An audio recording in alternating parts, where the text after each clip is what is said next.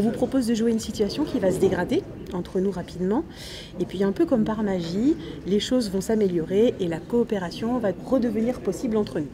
Le Centre départemental de l'enfance de la Moselle a mis en place un jeu à destination des équipes éducatives qui va leur permettre de travailler la coopération. L'idée, c'est que les équipes puissent se retrouver et puissent évoquer des situations éducatives auxquelles ils sont confrontés au quotidien et pouvoir trouver un consensus, pouvoir trouver concrètement des pistes et des réponses qui vont les aider dans la prise en charge des enfants. Quel est selon vous le point de désaccord le plus important autour de la situation de Francky, 8 ans?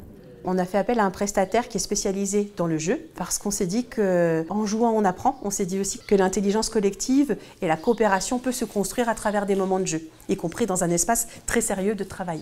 On a décidé en fait de construire le jeu autour de 2 concepts clés, le désaccord et la posture relationnelle, la façon d'interagir entre professionnels. Dans un premier acte, les joueurs vont expérimenter une situation qui se dégrade rapidement. Si les scientifiques font des textes au bout d'un moment dans les livres et que les livres sont en bibliothèque, c'est que c'est la vérité. Datent d'il y a 70 ans, depuis les gens ils évoluent quand même. Et dans un deuxième temps, ils vont voir qu'en changeant de posture, en expérimentant d'autres choses, en interagissant d'autres façons, on arrive à retrouver un contexte qui est favorable à la coopération. Est-ce qu'on peut se mettre d'accord par rapport au cas du petit Francky? Et on essaie de se mettre d'accord du coup pour ne pas lui redonner à manger quand il se réveille. Est-ce que ça te convient? Oui, ça me convient. Les joueurs très rapidement pourront en fait tester de nouvelles pratiques, tester de nouvelles postures, mesurer leur impact et voir dans quelle mesure ces pratiques-là seront faciles à transposer aussi dans leur contexte professionnel. On voit un peu comment les autres pensent, on arrive à se remettre en question aussi sur nos actions, nous, de la vie de tous les jours. C'était marrant aussi de jouer entre nous parce qu'on n'a pas les mêmes fonctions.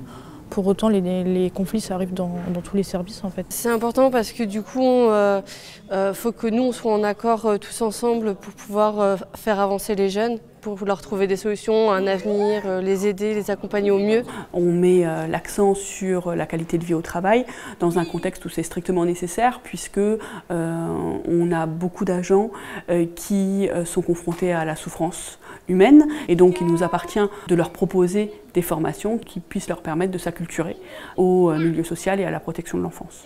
Le but de ce jeu, c'est qu'il fasse partie du quotidien de l'établissement.